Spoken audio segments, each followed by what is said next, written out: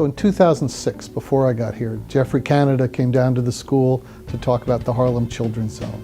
People got really interested in that concept. It fit well for Baltimore. What we're attempting to do is to work in one community, Upton, Druid Heights, and we are beginning at the very beginning of life, and we're developing a pipeline of services. A lot of conversations about where it should be and how we would partner with all the major institutions. And then finally, I decided, in concert with Bronwyn Maiden, who had joined me by then, that we really ought to just put our stake in the ground in West Baltimore. This neighborhood, Upton, Druid Heights, is at one point in time was the premier African American community in this city. In the 1940s, this community was known as the home of Thurgood Marshall. Was born here and went to school here.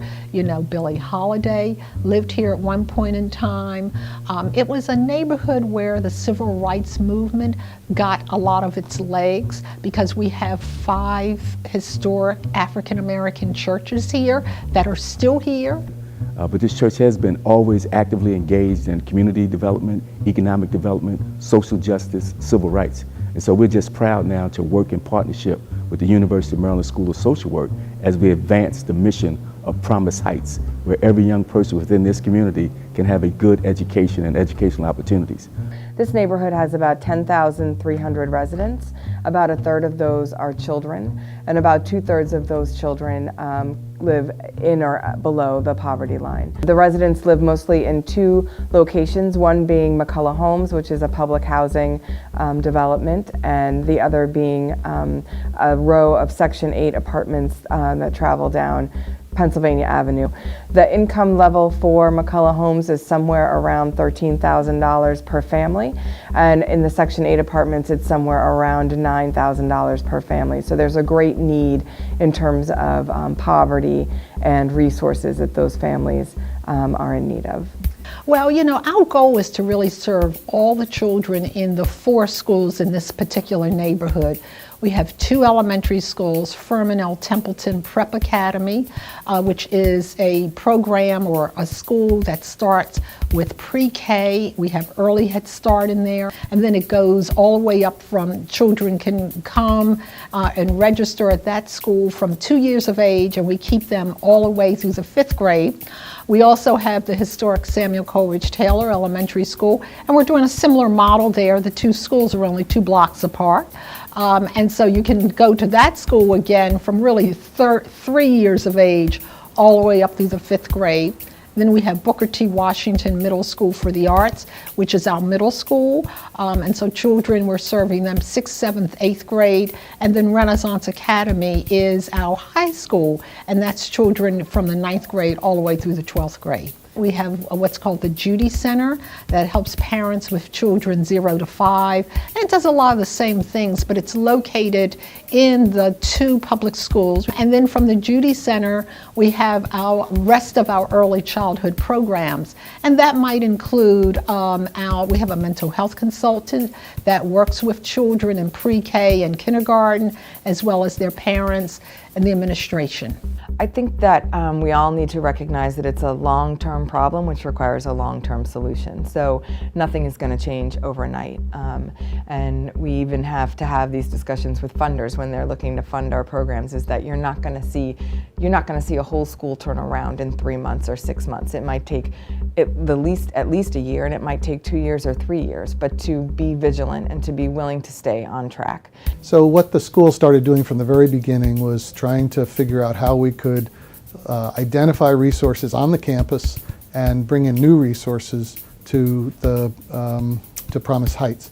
Much of that has involved grant writing and raising funds from foundations, from the city, from the Family League, from the state of Maryland, and then finally some federal grants to support this work.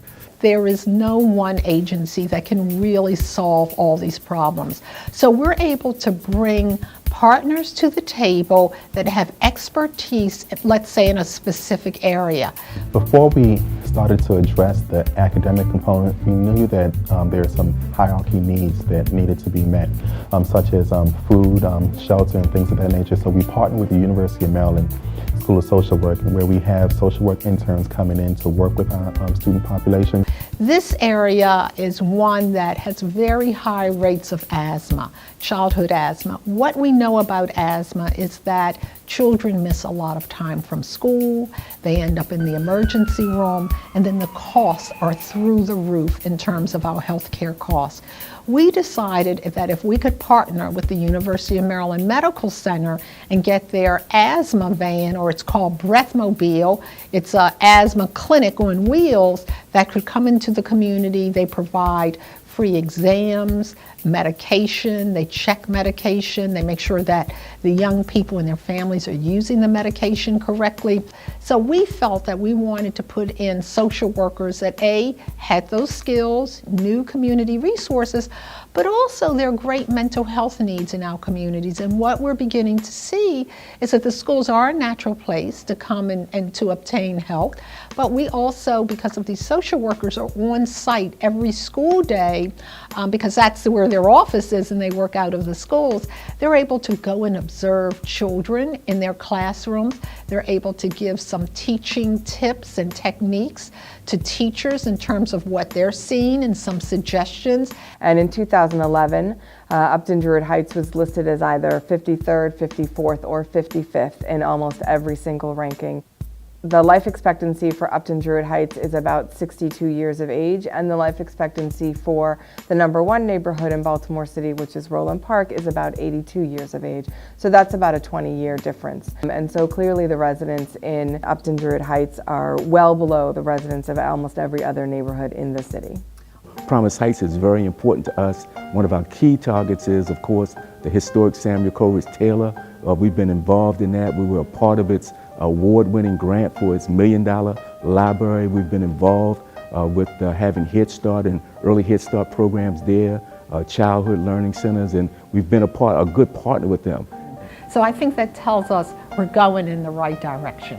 So I would say, you know, when we're getting ready to build a playground, which the community doesn't have, I am so excited about that because we're beginning to see changes to the physical environment and not just to what's happening to the schools. And the playground will be open to all the kids in the community. You know, the problems are just too great for one agency to solve all of these problems. And because of the Promise neighborhood, we're able to bring in about 20 partners that come to the table, and we look at a variety of goals and outcomes, and we figure out what's the best way that we can reach those goals. I think the first things that we're really trying to do are to try to change some of the climate aspects in Promise Heights. So when I talk about improving the climate, I mean the climate of parenting, for example, to help parents understand how to be more successful, have more fun with their children, avoid some of the harsh parenting strategies that we all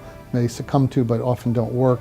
We are not looking to change wholesale the footprint of the neighborhood. What we're looking to do is to help those families move along in that neighborhood and progress perhaps from public housing to Section 8 housing to private rental. So one of the things that we want to do is not just help people remember the community and the wonderful things that went on here, but also is to reclaim the community from some of the traumas that we see that urban America is really now facing.